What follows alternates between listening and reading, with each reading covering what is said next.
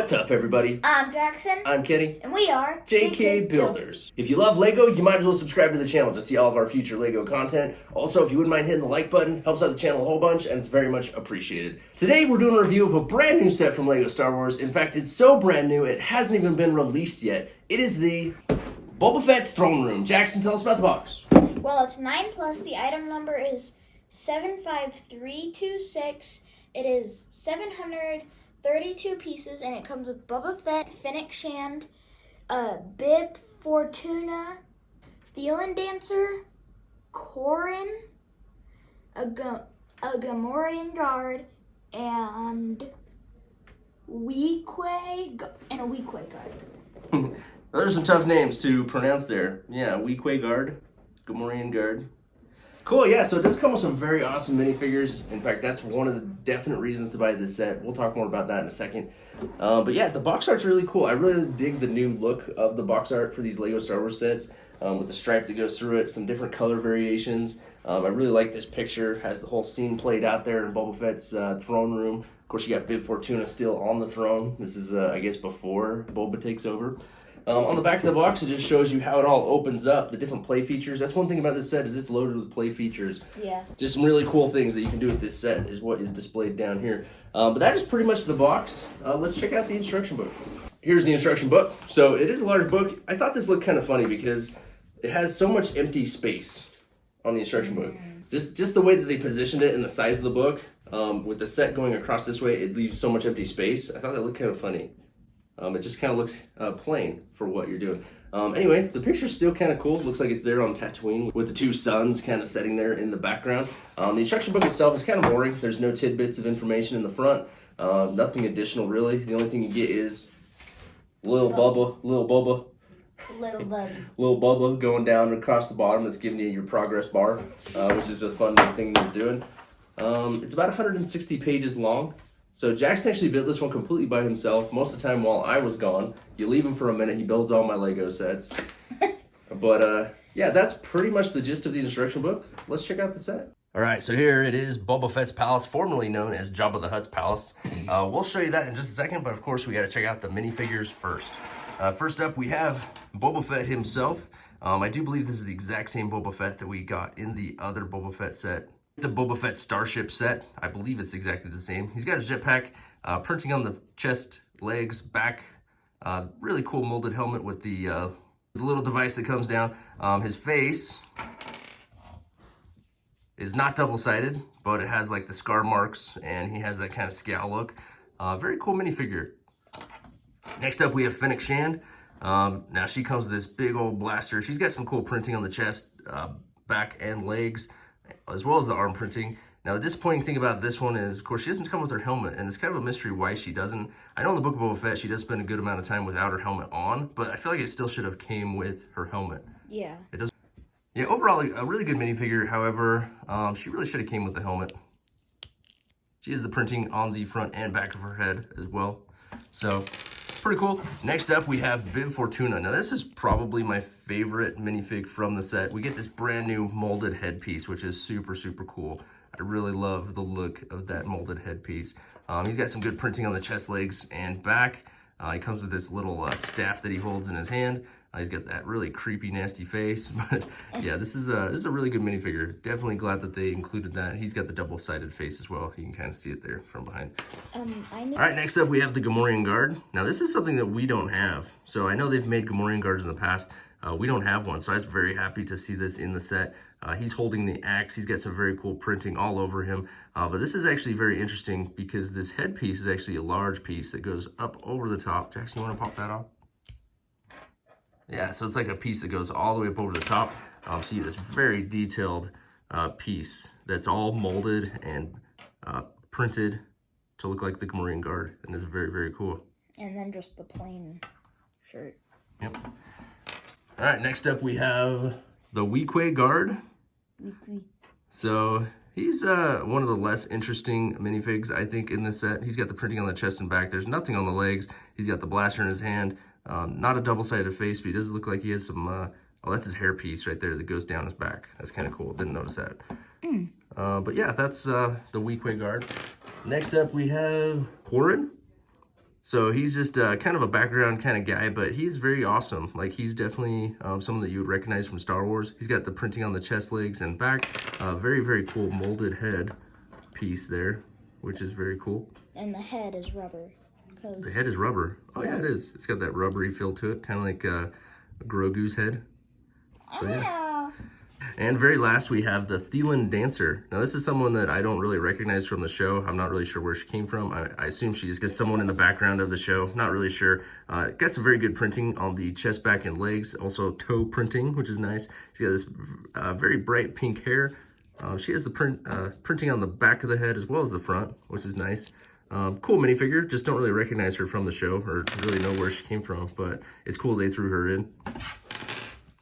Overall, very happy with the minifigs. I think they definitely nailed it with this set. This set is a little bit more expensive than you would have thought it would be, but the reason being is because it comes with this 7 really good minifigures. All right, so now we have Boba Fett's palace. Here it is from the outside. You can see it's got some nice little details with the snake. It's got some guns right here. Here you have the eyeball that comes out. Oh, this gate closed, huh? So the gate comes down like this. You have the little eyeball that comes out to check who's here, and then it lifts up and opens so that you can enter into the palace. It's pretty cool. There you go. Coming along here on the roof, you have some gates, some little pieces here. Not sure what these are for. These also almost make me think they could add on to this at some point. Who knows? They could just be details though. Might be just looking into that too much. Just nice details here. The real magic happens when you flip it around and check out the inside.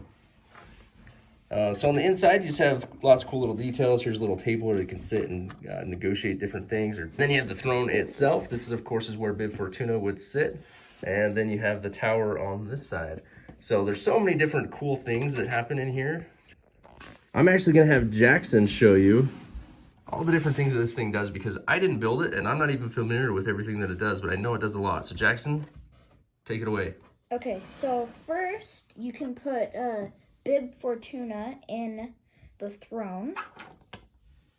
This can go forward and throw him out of the chair. Cool. So after Boba comes in and shoots him, he can flip him out of the chair by using that little device on the side. And then we're still at the throne. It can come out to show some Beskar? Yeah, Beskar and 2 guns. Whole bunch of weapons. That also comes out to kind of represent the way that it would come out when they would drop someone into the Rancor pit. So they can pull it out and then watch the Rancor eat the person they drop down into there. Oh, yeah. Unfortunately, we do not get a Rancor pit with this set. Hopefully someday... I'm going to make a mock Rancor. All right, okay. Someday we hopefully get a Rancor pit with a Rancor again. It's definitely long overdue. And then there's this little, thing. Like a dial on the side? Yeah, dial on the side. And you can turn it to make the Gamorrean guard flip off. Awesome. And then the back side,